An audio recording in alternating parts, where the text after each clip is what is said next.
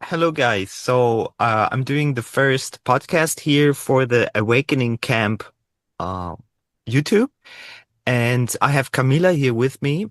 And the idea of the podcast to set the stage basically for also all future podcasts is that we talk about something that the person went through, their biography a little bit, also how what they went through, and then that should at least help one person who is viewing to move into a higher frequency.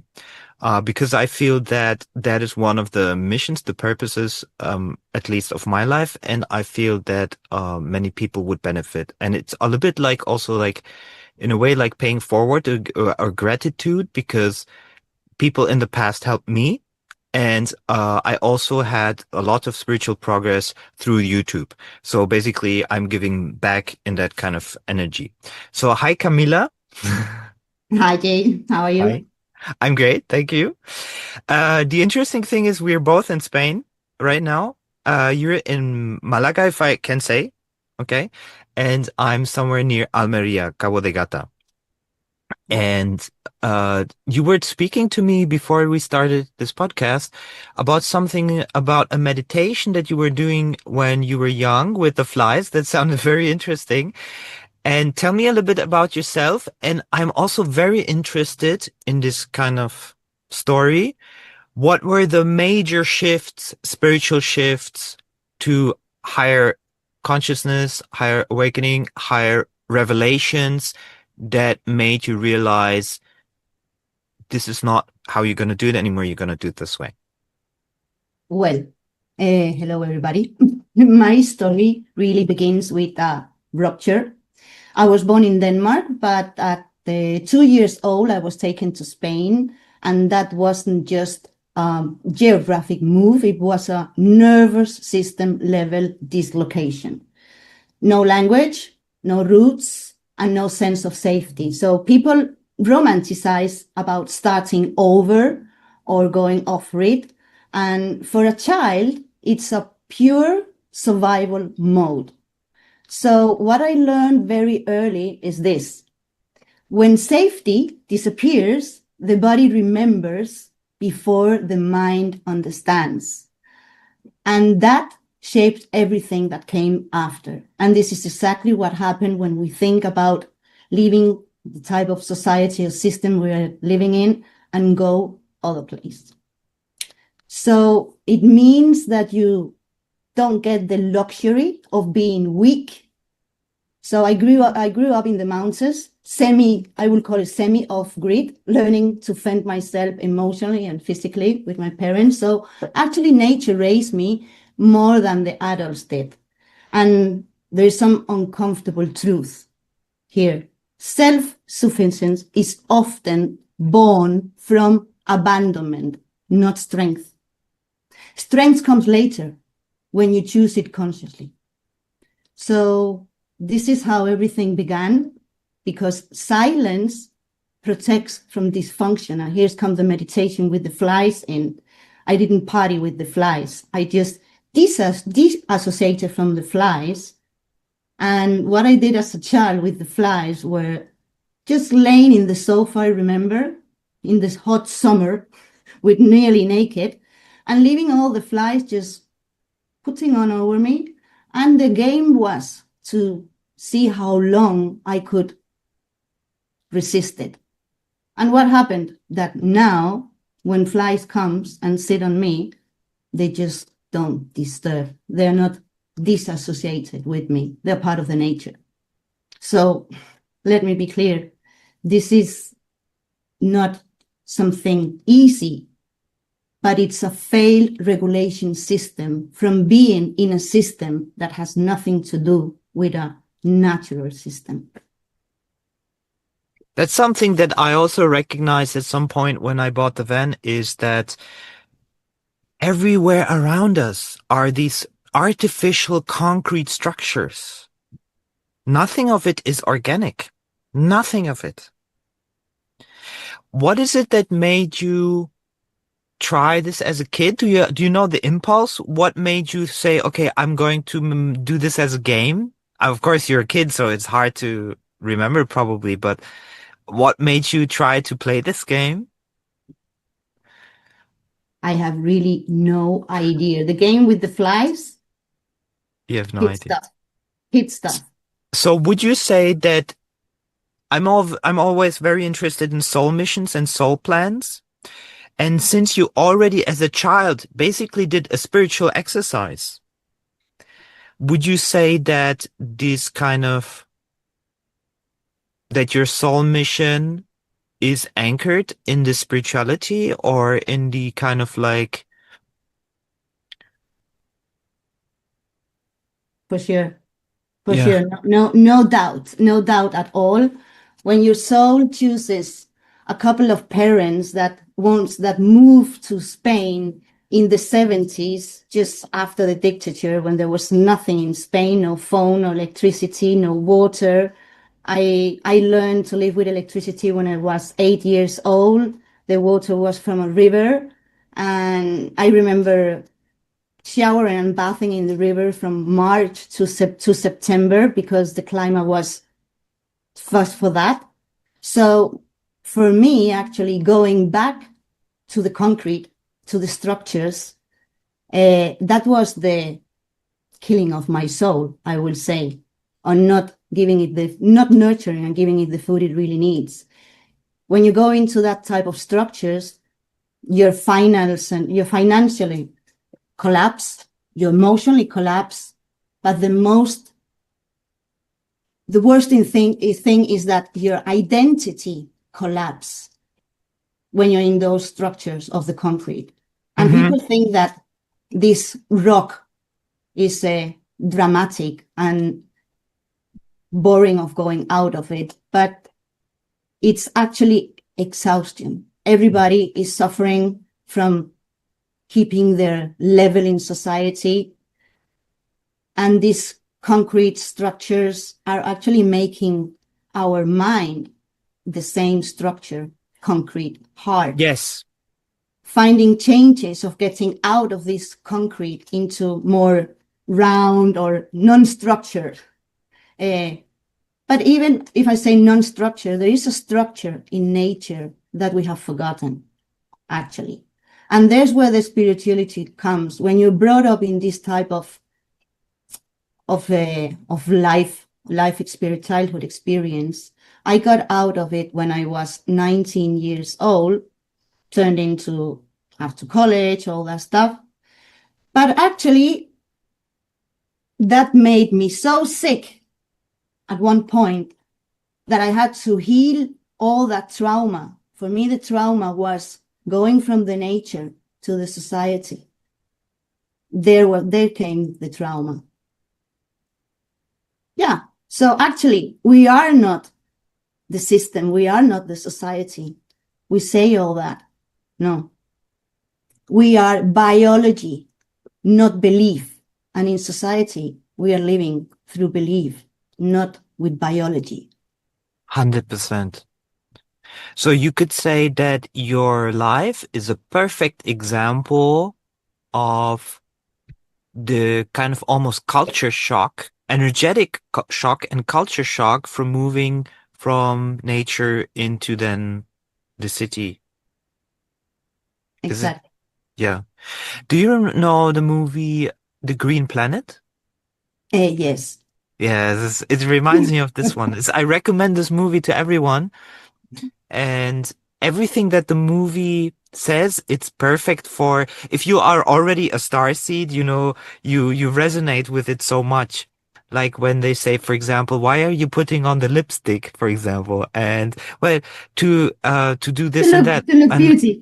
yeah, so people like me more or something like that. And why do you need people to like you more or something like that? I don't remember exactly the details. Yeah. So that basically, it resonates completely with your life experience.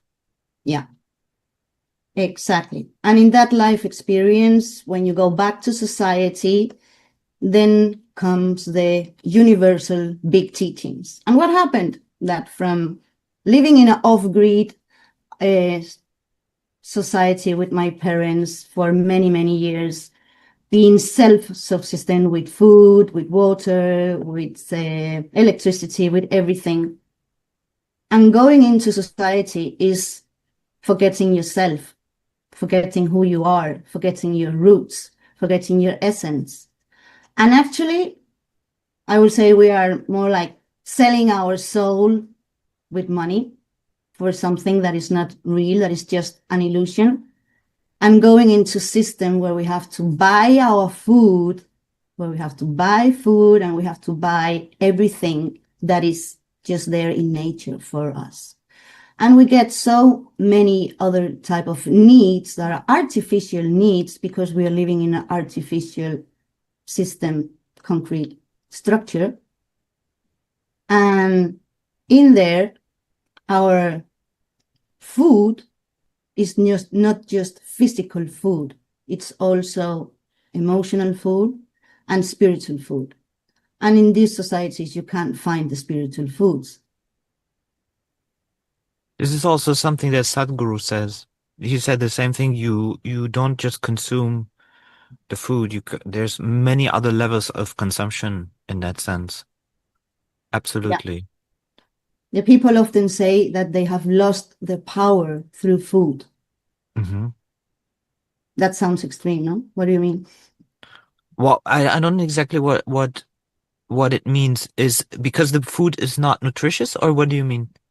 Well, I mean more that when a society can no longer feed itself without getting sick, Ah. that is society has already lost power. Hmm. Hmm. Hmm. Hmm. So you And lose the power the moment food stops supporting your digestion, your clarity, your capacity to choose. you know, one thing that I talk about a lot, and I feel the last 10 to 20 years, it became very intense. You have the neuromarketing where specialists learn how to manipulate your everything, the whole psychology, emotions, in order to get you to consume certain things.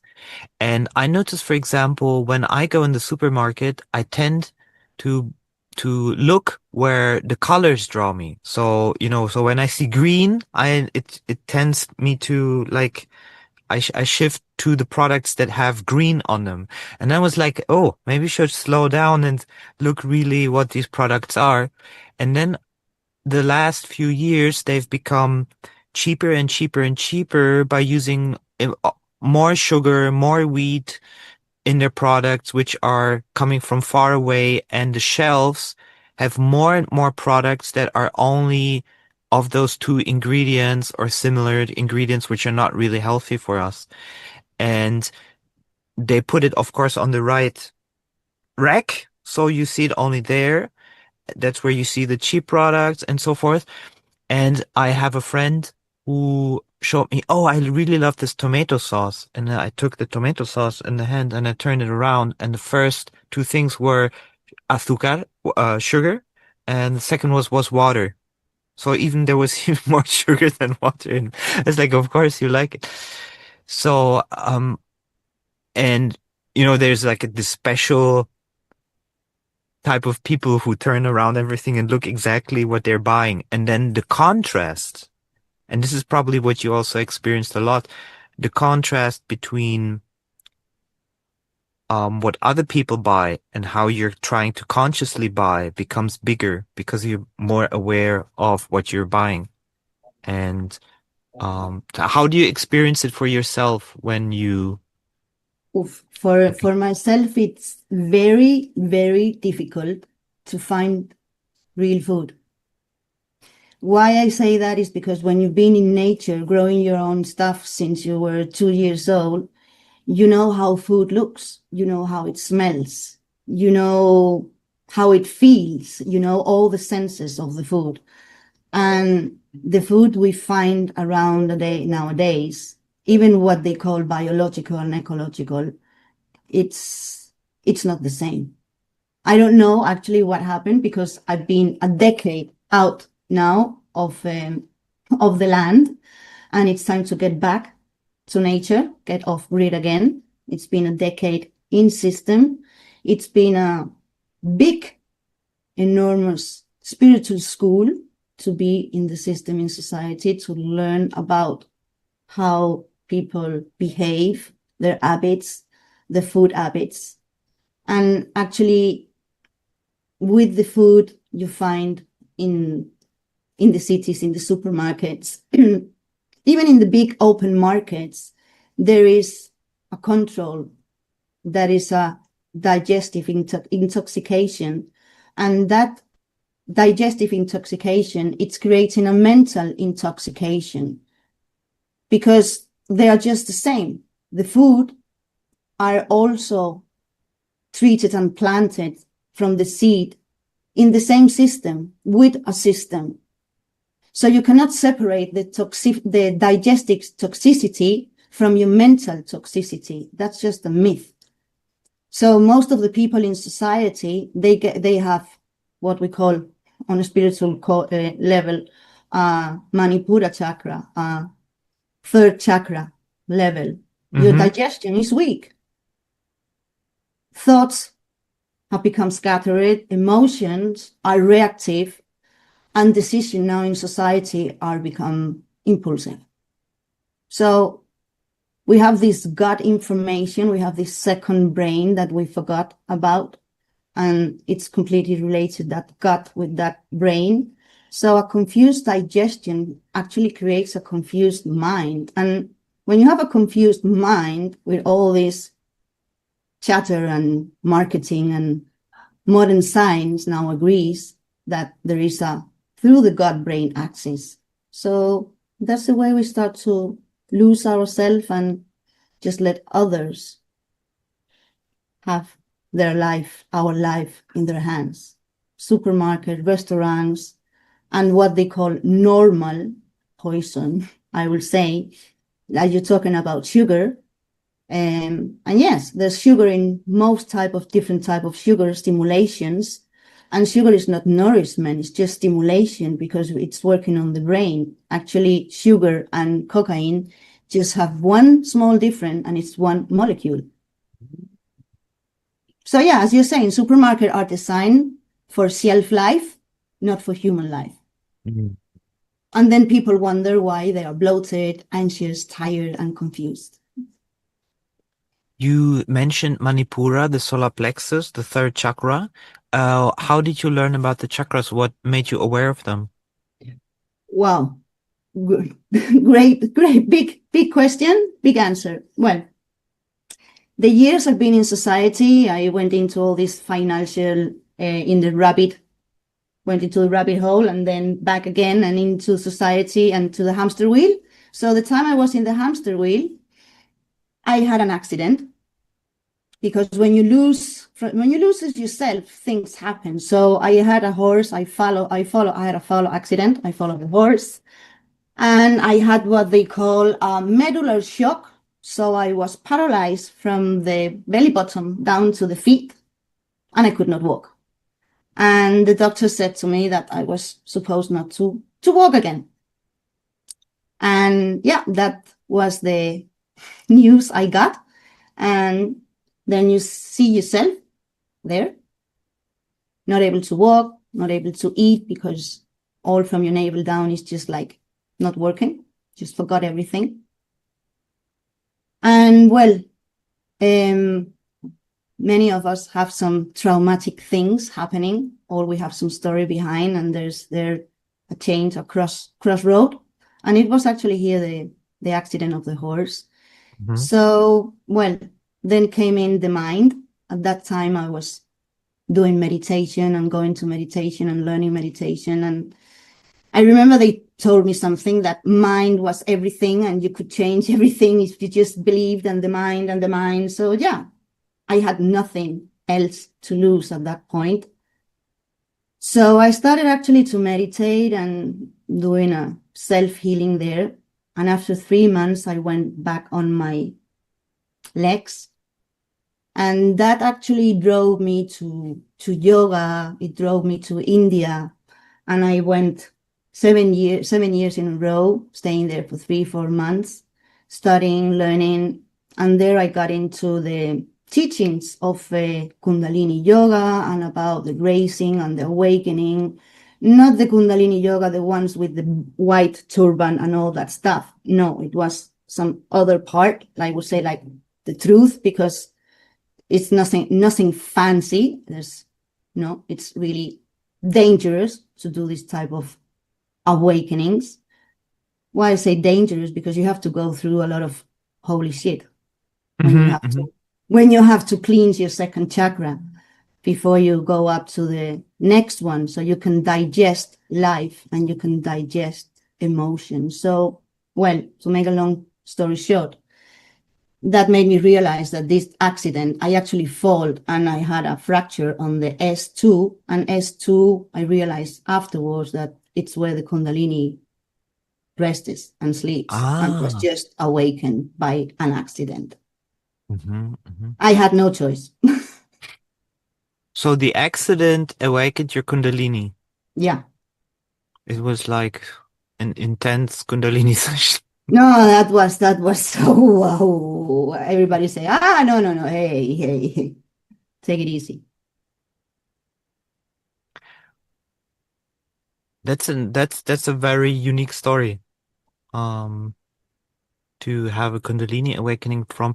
And it basically, it's so if your life was like living in off grid, moving to the city, falling off a horse, having a Kundalini awakening from it, which led you then on a path of spirituality, and Kundalini yoga in India and etc. And then you started to see basically life from the perspective of the yogic sciences, you could say also then. Uh, Is that correct? Yeah, I would say, yeah, that's a correct from the yogic, from the Vedic views of life. Um, but all that story going back to society, having the awakening, made me open a yoga center, Ayurvedic center, and all that stuff, and work with that. And then you realize that that is just again going into the game again, just with another type and being this neo spiritual things that is waking up again and saying, oh my God, I'm in here again. I have to get out again. And here we are getting out of it again because it's just so tricky in society, also with spirituality. So yeah, that's now it's the new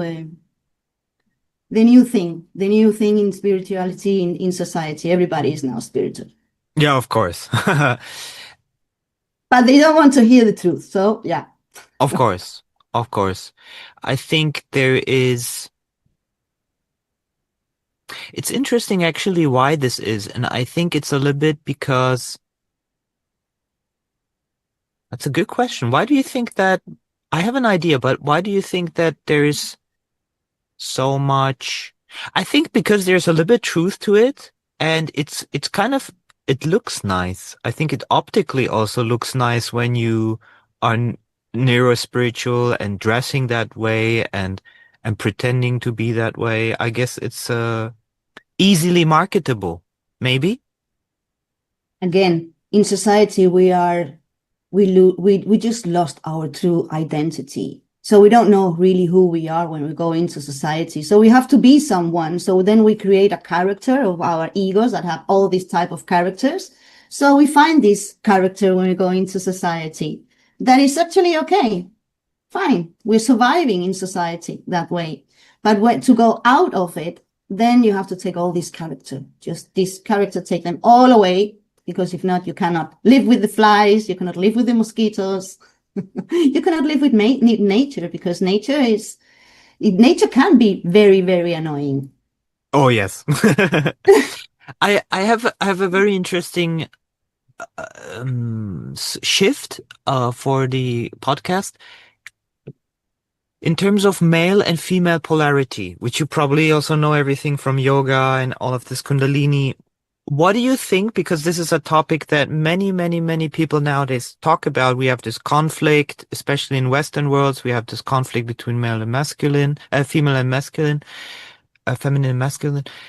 How do you see the ideal masculine energy, kind of like the developed masculine energy, and how do you see the developed feminine energy and still working in unison, still working in harmony?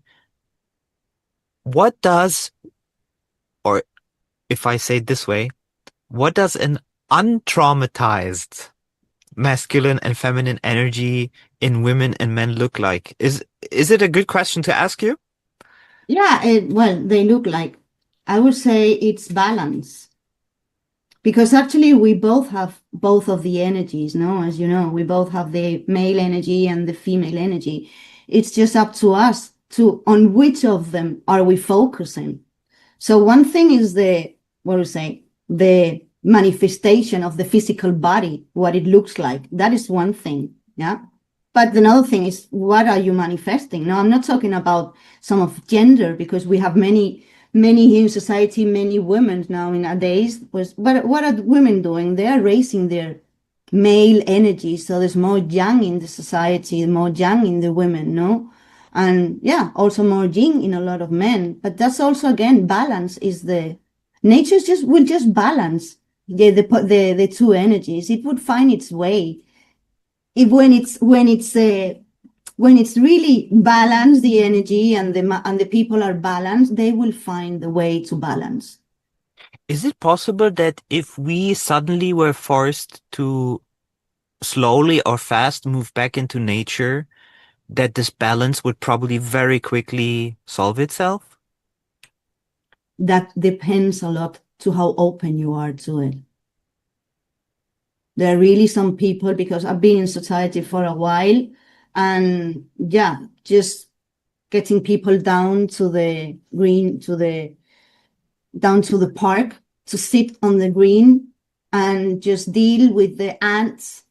Well, I have had, you lose clients. They don't want to be on the green. They don't want to put the feet into the water. I've taken them out to the mountain to see, let them connect with the water. Now get the feet into the water, take your shoes off. Oh no, it's dirty.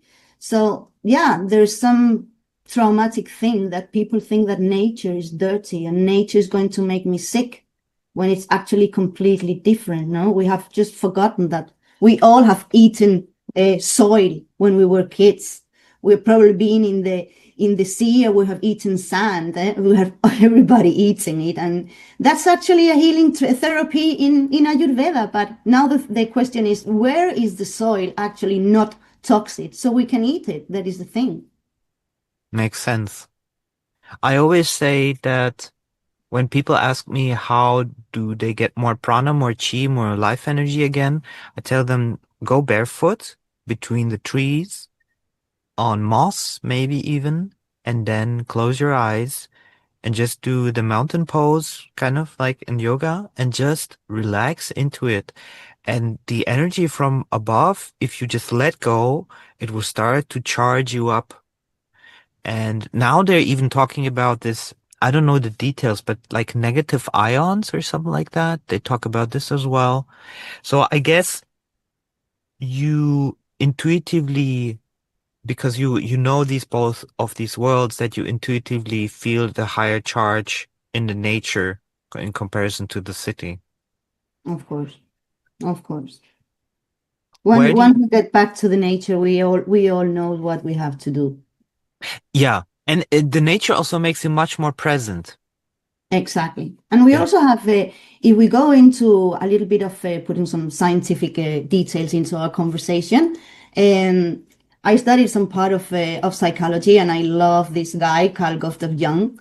And if you know his story, he went out to live like off grid, being self-subsistent for a couple of years. And there he realized actually his highest goal in all the things he teaches, and it's like, and it's that for a human being, um, you need a high consciousness level to have a simple life. And this is actually what we can see, I see in society. In society is very complicated, and it makes people's minds being complicated. So it trained them being complicated. And as I myself, I work with Ayurveda. The first thing, Ayurveda means the knowledge of life. And the first thing is not about what you have to eat or what massage. No, it's remembering your biorhythms and putting your back into the universal biorhythms. We are all there. And in society, with all the lights and all the stuff we got, we get disconnected just by light, because we are light beings. So Hmm. lights are not just turning us on, having the wrong light at the wrong time in the day or the night, will just do the opposite. So everything is balance. Yeah. Everything in nature is balance.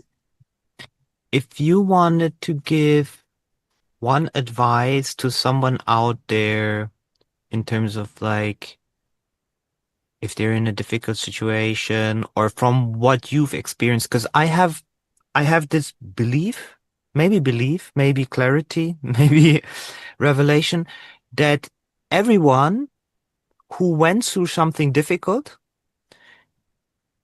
that which they went through is actually that which they will help others with. Definitely. What would you say from your life experience with the accident, with the Kundalini awakening, with what you learned after and as a child? What would you say is one of these learnings that you could give? How to get back to nature. And getting back to nature in that journey, you're getting back to self. Okay. Because you can't go back to nature without getting back to yourself. They You are know what? connected. You you know what I think? It's a good learning, and especially for people who are very much. It sounds like this is the perfect podcast for people who are in the very strong density of city life, modern life, and they feel that something is wrong. They cannot yet say what.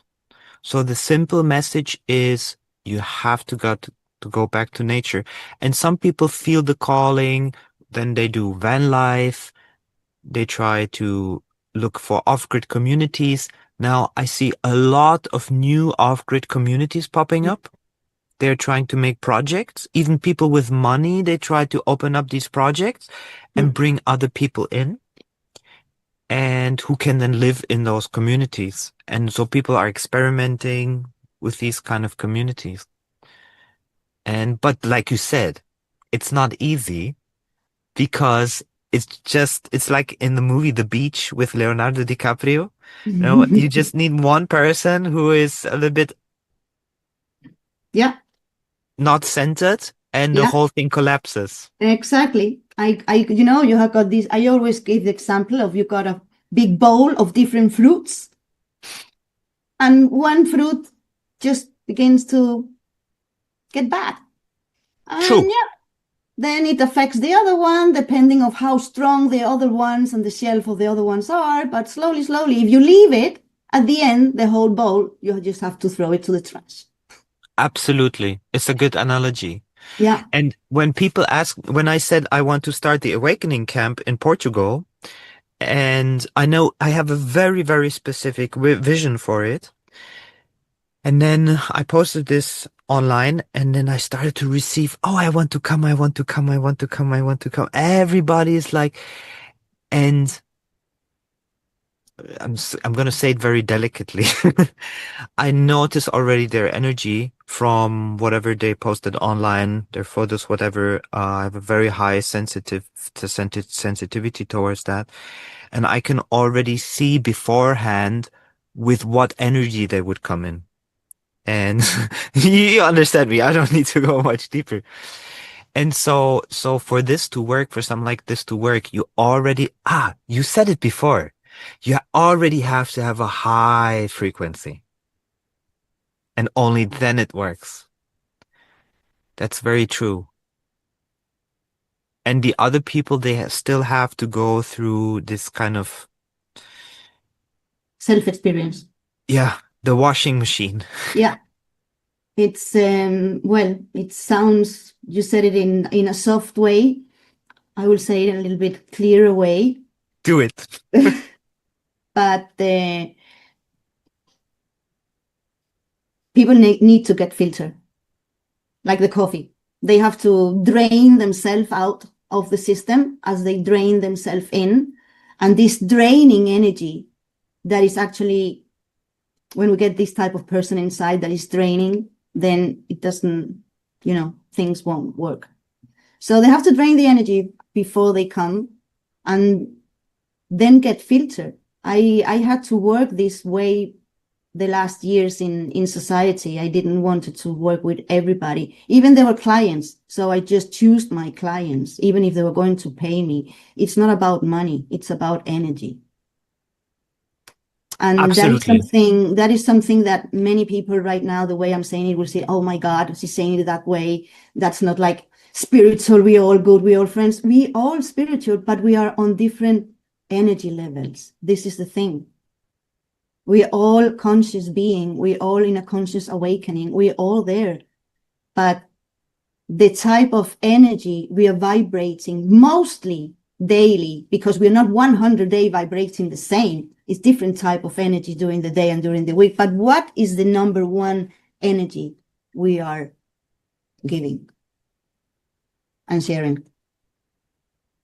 So these energies, we see a lot of things, and in on the reels and the videos in the social medias, that this energy, when people relate, the energy, one people can drain the other person, take the energy, they can share the energy, or they can raise the energy. And that is the third thing that many times they forget about saying. They only give of two. It's not two. We have always more than two.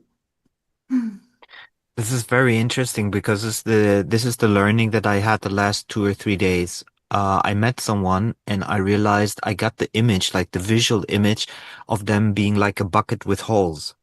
And I was putting energy into it, but it was draining. And I realized as a man with a tantric background, that I'm looking for like the feminine container, me being the masculine container. But like you said, we both have these energies inside of us as well. And then wanting to raise that energy instead of, one being the draining or codependency, repeating the kind of karmic repetitions. So you, at some point you get this recognition that you don't want to repeat these things anymore. You want to be free from, you want to learn from every experience almost instantaneously rather than repeating it for 10, 20, 30, 40 years, what some people have in marriages, for example, and they never escape. And I realized it's actually a gift to not receive what you want at this very moment in time, because otherwise you might get stuck. Exactly. But it's actually the shadow, our shadow, and the shadow part that makes us grow. It's not the light. The light is what we find after the shadow.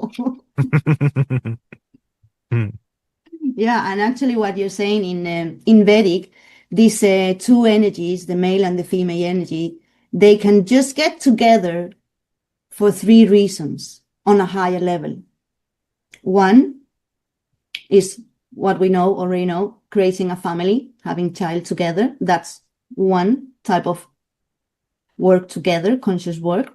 Number two is when they go into some project, some business together. And the third one is when they go into some spiritual project together. So those are the only things, yeah, they work together with. If not, they have to work on their own. But actually what you're saying, yeah, when we're going for bigger projects, the containers are needed. Yeah, what we say, if you, I don't know if you guys know about what they call human design. I'm not into that, but I have a friend that does something of that. And human design and Ayurveda is just like life design, your own design, and finding your design so you can design for higher purposes. No, many of us, we have talents, and we have good talents, but we can have talents, but how do we develop this talent? Do we develop it to do something great for the world, or do we develop it so we can drain the world? So this is the type of natural relationships that you find them in science. Back to science again. You have three type of relationship. One is this, the predator that just eat the other ones. Then you have the parasites. There's a lot of that in society. And then we have the one that's called homeostasis, where they just balance again. So that's actually the main thing. We balance energy around ourselves. So when we're sensitive, we will feel how we balance. So then we can make the right choices, because here come the thing, the right choices. Here when everything makes a big chaos when we make the wrong choices. But that's the action. That's a part of the play of the game. Yeah. Well, do you have anything for finishing the podcast if you want to say to people? You can also promote whatever you're offering, whatever you feel like saying as an end to the podcast. Well, I would say that to just make everything easy to understand, everything starts with a gut feeling. That's something we all understand. We have this gut feeling. It starts with digestion, it starts with the gut, and everything else follows. Perfect. Well, thank you very much. You're It welcome. was nice. It was nice having you here. And you're the first podcast. Yay. Yeah. Okay, so have a very nice day.